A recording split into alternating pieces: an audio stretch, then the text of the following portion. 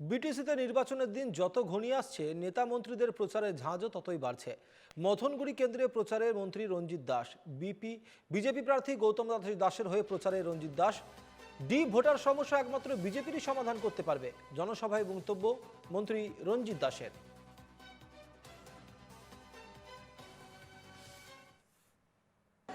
এগিয়ে নিয়ে যায়।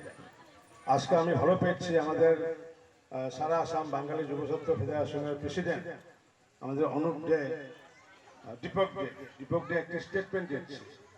ওনা বলেছে, আমি দেখছি প্রতিদিন পেপারে দেখেছি, ওনা দেখেছে যে ভোটার নিয়ে বিভিন্ন মহলে বিভিন্ন ধরনের রাজনীতি চলছে, উল্টা রাজনীতি চলেছে, পাল্টা রাজনীতি চলেছে।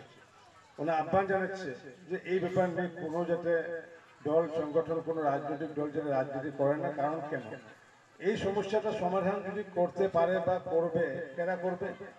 কংগ্রেস কি করতে পারবে? এটা কংগ্রেসের তো এটা মূল নায়ক, এটা ভোটারের মূল নায়ক কংগ্রেস।